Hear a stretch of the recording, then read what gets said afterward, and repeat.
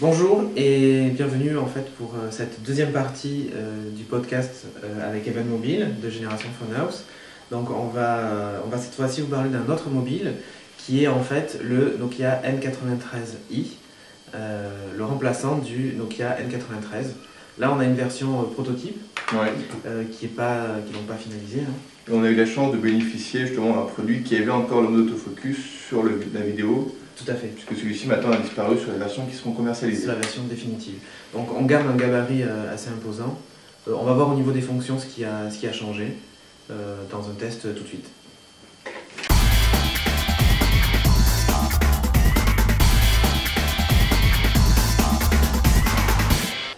Donc on va passer de suite à la présentation de ce Nokia N93i.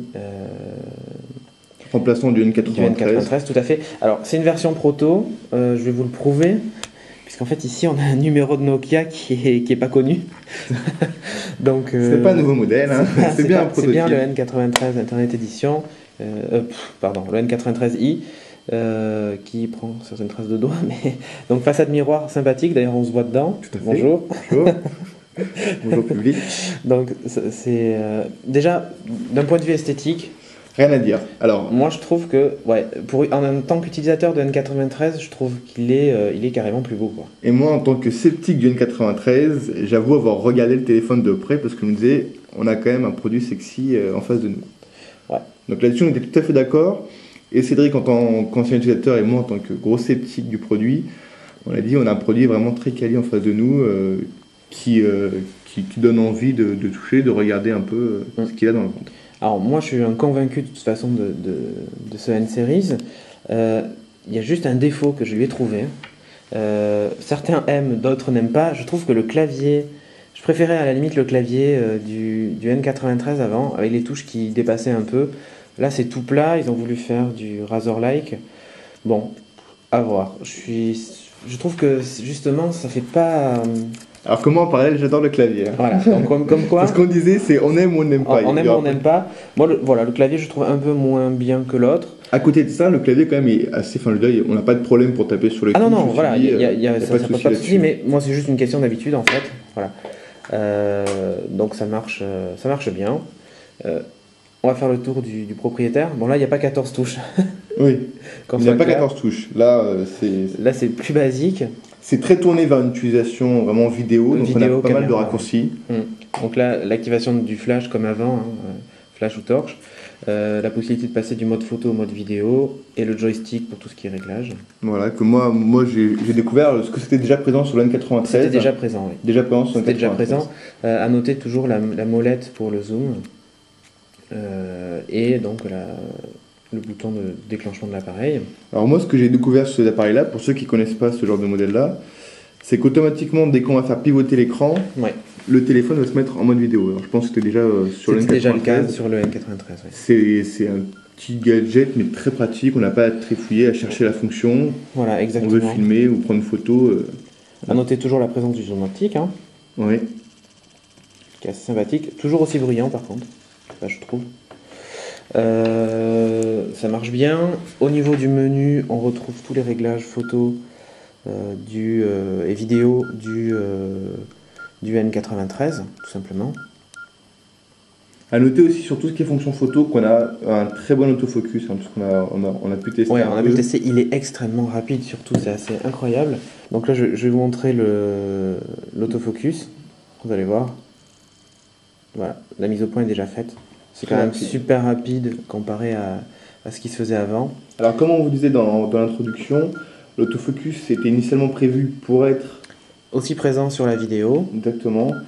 Et après réflexion, il semblerait que les versions qui seront commercialisées n'auront pas l'autofocus en mode vidéo, tout simplement pour éviter d'avoir un système assez bruyant au moment de l'enregistrement. Au moment de la prise de vidéo. Par contre, elles sont toujours d'aussi bonne qualité. Hein. C'est assez impressionnant. Je pense que les petits raccourcis qu'on voit sur les côtés sont assez pratiques. Ouais, avec la présence des deux touches. Hein. On voit aussi que la visio, la petite caméra visio, est vraiment très discrète. Et toujours le capteur de luminosité sur les Symbian. C'est tout juste si le caméra visio est plus grosse que le capteur vidéo. Que le capteur vidéo. Ouais. Voici la vidéo que je viens de tourner. Hein. C'est très très fluide, hein, tout simplement. Alors, maintenant on va passer peut-être aux fonctions autres que les fonctions multimédia pour voir ce qu'il a, finalement, ce qu'il a dans le ventre. Qu'est-ce qu'il y a dans le ventre? Voilà. Là, par exemple, on voit que bon, le Wi-Fi est toujours présent, et là surtout, donc, on a la possibilité d'accéder au menu Wi-Fi depuis le menu, comme sur le 65 et comme sur le N80 Internet Edition. C'est une nouveauté pour surfer sur le web et tout ça.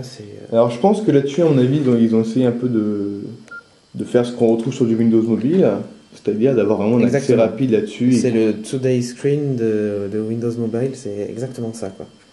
Exactement ça. Toujours la présence donc de la touche maintenant multimédia qu'on retrouve sur tous les N-Series, qui lance le menu multimédia avec les raccourcis que vous pouvez configurer vous-même. Bon, c'est sympathique. Toujours sympa.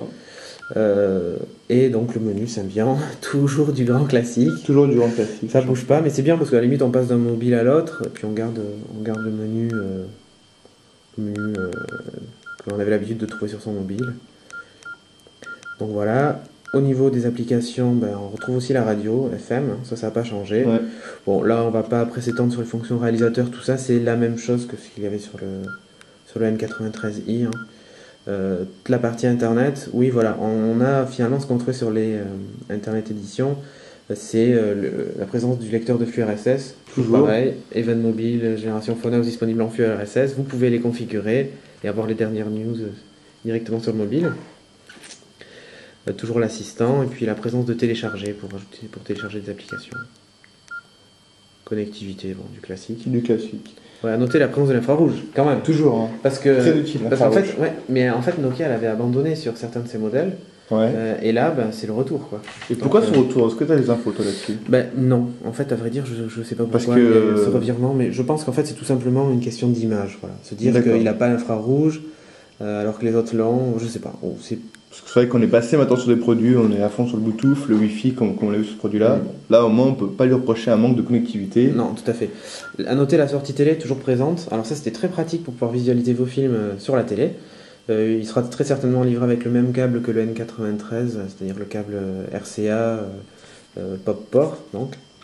Qui est d'ailleurs caché normalement ici dessous, si j'arrive à l'ouvrir. Ce qui va nous donner l'occasion de montrer l'appareil photo.